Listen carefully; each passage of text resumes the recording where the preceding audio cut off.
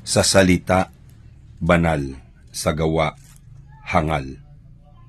Gusto kong lumakad sa aking salita at gawin kong lahat, bawat winiwika. Subalit kung minsan, o palagi pa nga, kaliwat kanan ko'y laging magkasira. Gusto ng kanan ko'y maghugas ng dangal, ngunit kaliwa ko'y laging umaangal. Sa halip na gaway, magtikat magdasal, kung bakit ang gusto'y gumawa ng bawal.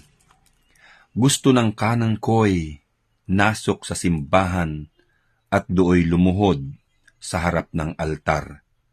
Ngunit kaliwa ko'y may gustong luhuran ang harap ng ibang birheng matimtiman. Gusto ng kanan ko'y ibaon sa limot mga kasalanang dati kong kinumot. Kaliwa ko na may hindi makalimot, ang gustong ibaon ay ulong malambot.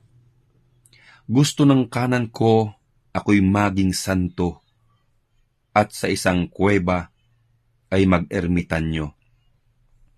Ngunit bakit kaya itong kaliwa ko, inaakit ako'y sa kuwebang madamo?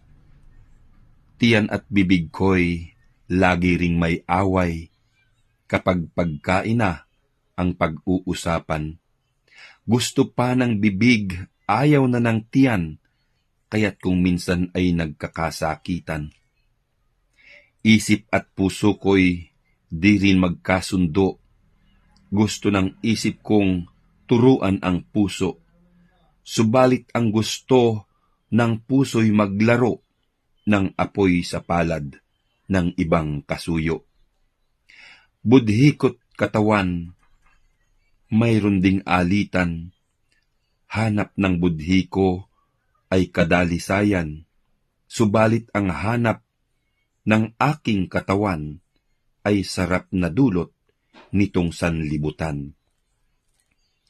Kapag nagtagal pa ang pag-aalitan ng isip ko't puso ng budhit katawan, saka itong aking kaliwa at kanay laging magkaiba ng gustong hakbangan, at itong salitang aking inuusal sa aking katawan ay palaging tikal, ay natitiyak kong mawawalan dangal itong ating bansa sa tulad kong halal, sa salita'y banal, sa kilos ay hangal.